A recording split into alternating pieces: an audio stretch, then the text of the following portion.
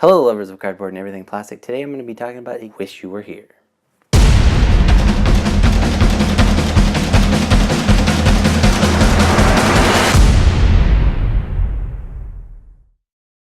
Couple of things before I get started. Yes, this is a Kickstarter project, and yes, the creator gifted me a free copy of the game, but my opinion has not been influenced by that in any way.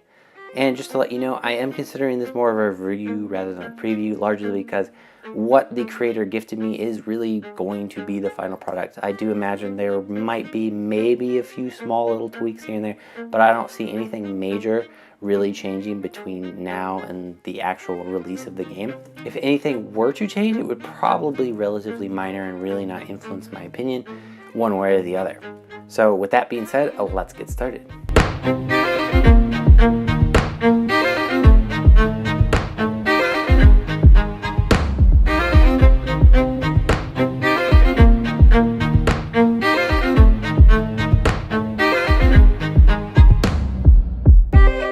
Wish You Were Here casts you as a great puzzle master and gives you not one, but 5 different postcards filled to the brim with various types of puzzles for you to solve. To keep spoilers to a minimum in this review, I'm really only going to be showing the first postcard, but you will see glimpses of the other ones here and there. Wish You Were Here is essentially just a puzzle game. You will be looking for and solving various puzzles on both sides of all the postcards that you are given. Some of the puzzles can be relatively simple, like some of the ones that are on the very first postcard. Look at the way the message is written here. Do you notice anything odd? You might want to write that down. Don't get too comfortable though. Not all the puzzles are like that. A lot of them are actually not even fully 100% contained just on the postcards. Some puzzles are going to send you to secret websites where you'll have to find more secret links or secret information, or just even more puzzles contained on those web pages. Some puzzles, of course, are going to have you researching things. You want to know sometimes what these images are that you see on the postcards and what their significance could be. You're going to be looking that information up on the web, doing reverse image searches, or just various tasks like that. For instance, on the front of this postcard, you might know who these guys are, but if you don't, you're going to have to figure it out by doing some reverse image searching. What could be significant about them? What is going to lead you to be solved from that? And then of course, just on the front of the postcard itself, there's this big Latin word. What does that mean?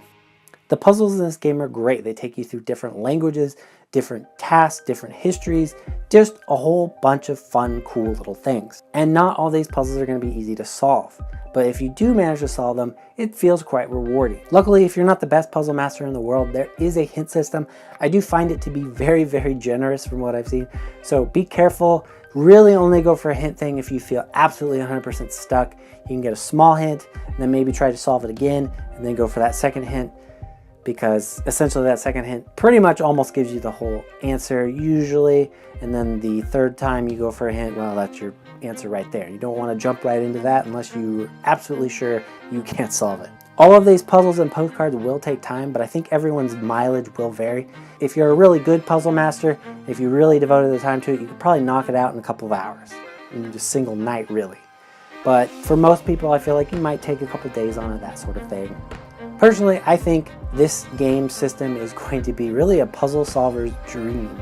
You get some really cool, devious puzzles. They're not easy, and the great thing is you're not set to a time limit like most games. So that allows the puzzles to actually branch out and be a lot more than just the very simple sort of puzzles you might see in some of the escape room games. And lastly, for this very quick review, is there really any sort of negatives to this game system? Not really. I'm going to be sort of nitpicky here and say really the only negative is that this isn't a very good group activity. You could do this in obviously a couples type thing, a group of 2, maybe 3 if you really wanted to stretch it, but really this is sort of a solo experience. It's really about solving these puzzles kind of one at a time. If you divide them up, I feel like it would just get sort of jumbled and things wouldn't feel as satisfying as they should. That being said, the game I still think could be turned into a group experience by maybe challenging friends to finish the postcards faster than you did, or just sort of a competition to see, who could figure out what puzzle first kind of thing. And that does it for my super quick review of this game.